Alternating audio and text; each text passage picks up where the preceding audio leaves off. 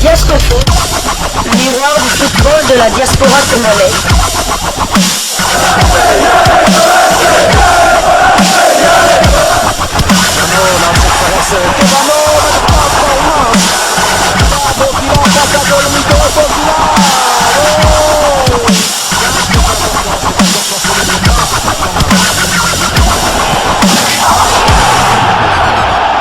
Diasco Foot, le miroir du football de la diaspora congolaise. Vous êtes sur Diasco Foot, le miroir du football de la diaspora congolaise.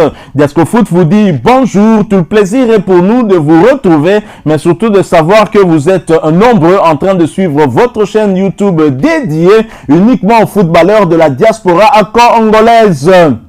C'est l'heure de partager avec vous quelques news que nous avons pu récolter pour vous. Des news concernant la tanière des léopards de la République démocratique du Congo. Vous le savez, les léopards doivent affronter les panthères du Gabon au mois de juin prochain dans le cadre des éliminatoires de la CAN Côte d'Ivoire 2023. Et nous sommes fait un devoir ici, dans votre chaîne Diasco Foot, parce que nous sommes le miroir du football de la diaspora congolaise. Ce devoir est de vous informer de la moindre chose qui se passe chez certains de nos internationaux ou des binationaux qui peuvent être appelés par le sélectionneur manager Sébastien Desabre pour venir renforcer la tanière. Et le numéro d'aujourd'hui nous emmène du côté du Maroc pour avoir des nouvelles d'un léopard qui s'est blessé. Il s'agit bien d'Arsène Zola, le défenseur central congolais de Wydad Athletic Club de Casablanca, victime d'une commotion cérébrale. Arsène Zola manquera les prochains matchs du Wydad Athletic Club de Casablanca.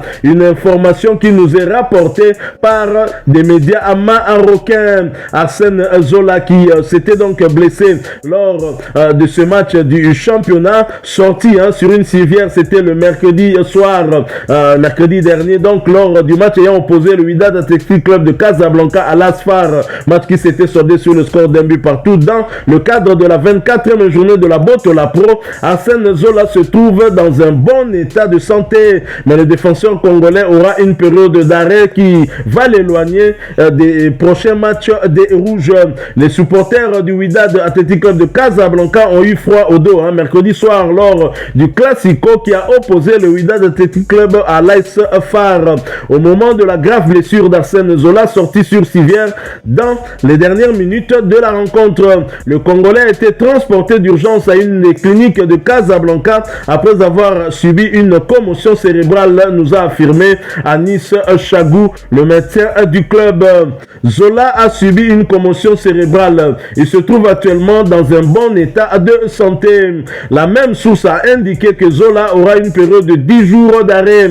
Il manquera donc les prochains matchs décisifs du Wydad Athletic Club de Casablanca, notamment le match face au Shabab El Mohamedia, match qui s'est soldé par une victoire de WAC à l'extérieur sur le score d'un but contre 3 en Botola Pro. Et ce qui est important, ce sera le match des demi-finales de la Champions League africaine contre les Sud-Africains de Mamelodi Sundowns. Ce match qui est prévu le samedi prochain. L'international congolais sera donc absent. Voilà donc Arsène Zola, victime d'une commotion cérébrale, qui est donc mis au repos pendant 10 jours. 10 jours, ce qui fait qu'il reviendra avant le prochain rassemblement, ce qui est une bonne chose. On a eu quand même un peu chaud, puisqu'il faisait partie de ces 29 warriors convoqués par le technicien français Sébastien Desabre pour la double confrontation qui nous avait opposé face au Mourabitoun mauritanien, un joueur important donc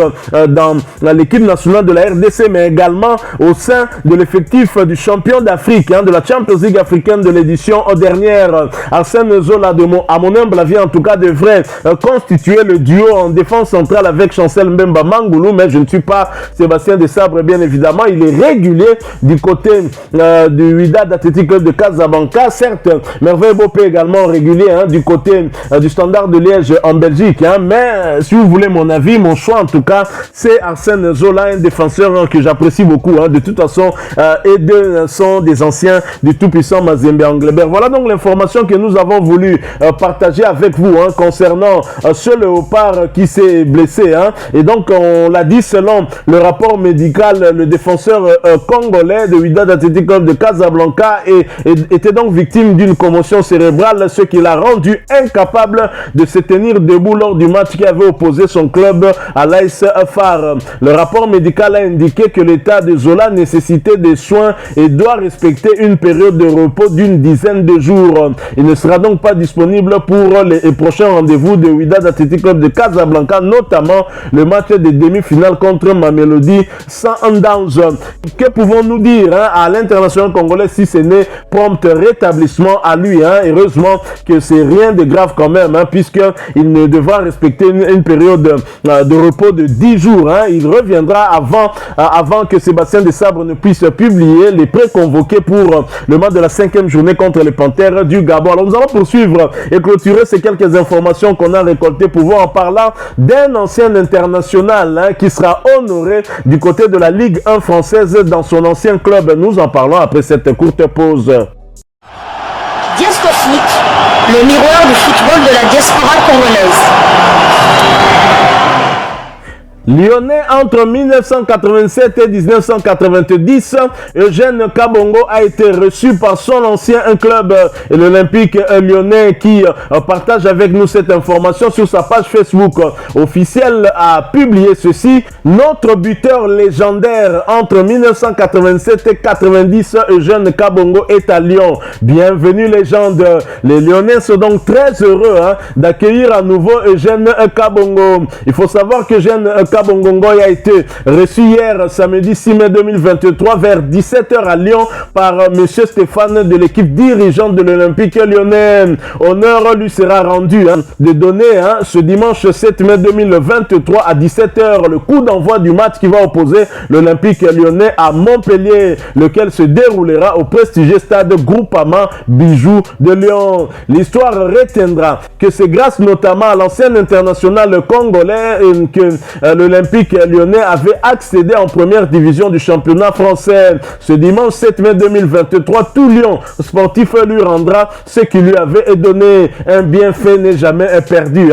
Et bravo donc à Eugène Kabongo. Eugène Kabongo, dont on peut espérer qu'il postule au niveau de la Fédération congolaise de football association. Il a tant à donner. Je signale que Eugène Kabongo, qui avait été élu comme député lors des élections de 2006, était l'un des artisans de cette loi sportive, une loi qui malheureusement souffre toujours de son applicabilité, mais Eugène Kabongo avait initié cette loi sportive qui devait en tout cas, si elle était appliquée, en tout cas permettre aux sportifs en général et surtout aux footballeurs de vivre réellement de leur sport et de mieux organiser les choses dans le domaine du sport dans notre pays. C'est donc un acteur important dans le domaine sportif, mais devenu aussi politicien depuis un certain temps. Nous sommes donc heureux, nous, Congolais également, de voir quel international congolais qui avait contribué à la montée de cette équipe de Lyon en première division française, grâce notamment à un début inscrit par Eugène Kabongo et qui depuis n'a plus lâché et donc se maintient toujours en première division. Ils n'ont pas oublié les bienfaits et c'est une très très bonne chose. Alors, il n'y a pas que Eugène Kabongo qui est à Lyon, nous avons aussi l'entraîneur des Léopards A', le coach Otis Ngoma, qui a rencontré l'international congolais et capitaine des Léopards A, Chancel Mbemba Mangoulou. C'était hier samedi 6 mai 2023, quelques heures seulement avant leur défaite du côté de Lens sur le score de 2-1 dans le cadre du match de la Ligue 1, une défaite qui va peut-être priver Marseille d'une qualification à la prochaine Champions League, parce que il fallait en tout cas arracher l'une des deux premières places de la Ligue 1 française. Alors il faut rappeler que bien évidemment que Otis Ngoma et sa famille résident depuis de longues années dans le nord de la France et donc cela n'était pas étonnant de le voir présent au stade Bollard du Racing Club de Lens pour soutenir son compatriote Chancel Mbemba Mangoulou, que nous appelons affectueusement le demi-dieu congolais. Terminons ces quelques informations par un communiqué de presse de la Fédération congolaise de football association. La Fédération congolaise de football association FECOFA souhaite préciser que M. Sabin Machini, membre du comité de normalisation Conor de la FECOFA, ne remplace pas le coordinateur des équipes nationales Dodo Olandou. Il est chargé du suivi des équipes nationales au sein du Conor et travaillera donc en étroite collaboration avec le coordinateur des Léopards qui reste en place. Maître Guy Kabeya, vice-président et porte-parole du Conor, a signé ce communiqué.